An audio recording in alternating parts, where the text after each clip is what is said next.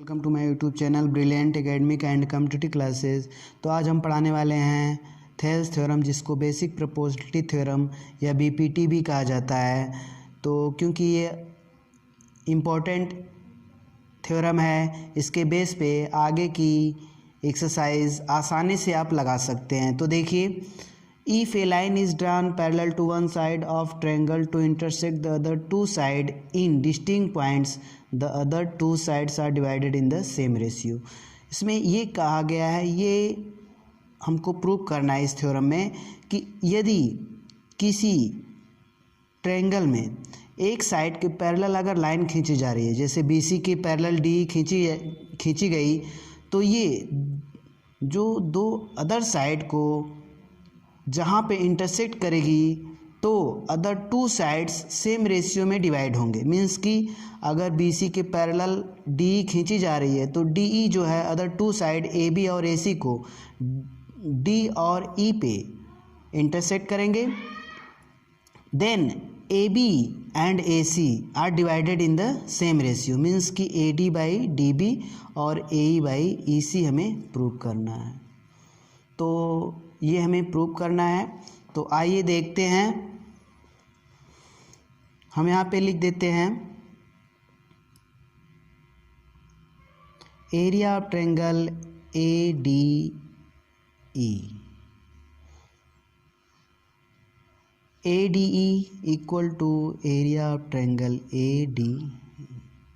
देखिए, AD और E का एरिया स्वयं के बराबर होगा, क्योंकि कोई भी प्लेन फिगर है या कोई भी फिगर है तो वो जो है अपने एरिया के इक्वल होगा। तो हम यहाँ पे लिख सकते हैं area will be equal to its area. कोई भी एरिया अपने एरिया के इक्वल होगा। यहाँ से BED और CDE, क्योंकि ये पैरेलल लाइन गिवन है, ये दोनों triangle same parallel line D और BC के बीच लाई कर रहे हैं। BED और CDE और सेम बेस पे, सेम बेस कौन सा है? DE है, क्योंकि DE पे दोनों ट्रायंगल स्टैंड कर रहे हैं। BED और CDE और सेम पैरेलल लाइन के बीच लाई कर रहे हैं। तो अभी हमने पिछली वीडियो में बताया था, triangles on the same base and between same parallels they are equal in area. तो दोनों की एरिया क्या होती है? सेम होती है। तो area of triangle BDE equal to area of triangle CDE।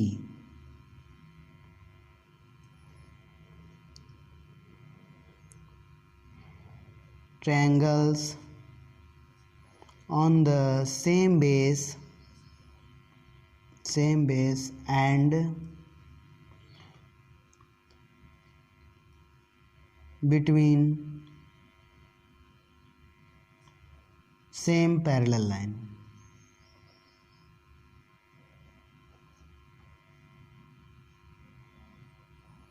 तो देखिए, इसलिए जो है इन दोनों ट्रायंगल का एरिया क्या होगा? इक्वल होगा।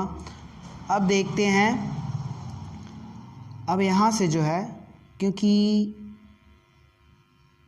ये इक्वेशन फर्स्ट कर लीजिए इसको, और इसको इक्वेशन सेकंड कर लीजिए। अब यहाँ पे first equation is divided by second से डिवाइड कर देते हैं, क्योंकि दोनों इक्वल है तो इसका जो भी डिवाइड करने के बाद मिलेगा वो भी इक्वल होगा ADE और बाई एरिया लिख लें, area of triangle BDE equal to area of triangle ADE और एरिया ऑफ ट्रायंगल CDE। तो देख पा रहे हैं कि इसका इसमें डिवाइड और इसका इसमें, तो हम इसको एक न्यूमेरिकल वैल्यू भी लेके प्रूव कर सकते हैं। देखिए जैसे कि 8 इक्वल टू 8 है, 4 इक्वल टू 4 है, तो 4 से 8 में डिवाइड, 4 से 8 में डिवाइड, जो भी कोसेंट होगा वो भी इक्वल होगा। 8 divided by 4, 8 divided by 4 equal to 2 and 2, तो जो भी कोसेंट होगा वो इक्वल होगा। ठीक, यही नियम यहाँ पे हम लगा रहे हैं। अब देखिए ADE का एरिया ऑफ ट्रायंगल ADE का एरिया आप यहाँ से देख लीजिए। ADE, जब बेस हम AD ले रहे हैं तो हाइट क्या हुई, EN हुई। जब बेस AD लेंगे तो हाइट EN, तो 1/2 बेस AD और हाइट जो है EN बाई BDE का एरिया निकाल लीजिए। तो BDE का एरिया आप देख रहे हैं ट्रायंगल है, तो BDE इस फिगर में देखें, BDE, हम BDE को यहाँ पे निकाल दे रहे हैं, ये B है, BDE को, ठीक, यहाँ से BDE को हम यहाँ से अलग कर लिए, तब एरिया निकालेंगे तो समझ में आएगा। तो यहाँ से BDE का एरिया, क्योंकि परपेंडिकुलर D से खींचा जा रहा है तो BD पे तो आ नहीं रहा है, तो BD को एक्सटेंड कर लेंगे। एरिया ऑफ ट्रायंगल हम पिछली वीडियो में पढ़ाए हैं, तो जिनको ना समझ में आ रहा है पिछली वीडियो देख लें। तो BD को एक्सटेंड करेंगे।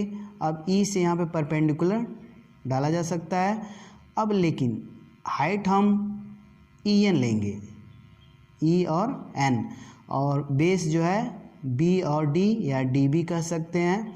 तो यहाँ से हम 1/2 और बेस BD और हाइट जो है EN और इक्वल टू ADE का एरिया। अब ADE का फिर एरिया हम निकालेंगे, दूसरा परपेंडिकुलर ले रहे हैं और दूसरा बेस ले रहे हैं, तब भी एरिया में कोई फ़र्क नहीं होगा। देखिए हम DM परपेंडिकुलर और बेस AE ले रहे हैं, तो 1/2 और बेस AE और इंटू हाइट DM। यहाँ से CDE का एरिया देख लीजिए, C और D और E का एरिया हम इसको अलग कर ले रहे हैं। CDE को अलग किए, हम इसको EC को स्टैंड कर दिए और यहाँ से D से परपेंडिकुलर डाल दिए, तो बेस EC हो जाएगा और हाइट जो है DM हो जाएगा। तो हम CDE का एरिया क्या हो जाएगा, 1/2 बेस EC और हाइट जो हो जाएगा DM। अब इसको सॉल्व कर लेते हैं। EN से EN, 1/2 से 1/2, 1/2 से 1/2 और DM से DM। तो हमारे पास बचा क्या, यहाँ पे बचा AD और बाई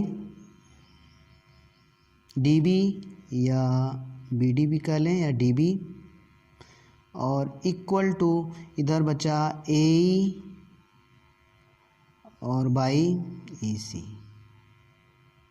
तो ये आपका प्रूव हो गया AD by DB equal to AE by EC।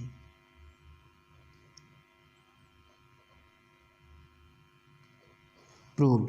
अगर इसको हम इन दोनों लाइन को एक लाइन कर लें, एक लाइन में लिख दें, और इनको एक लाइन में लिख दें, तो 2 लाइन से मोर नहीं होगा।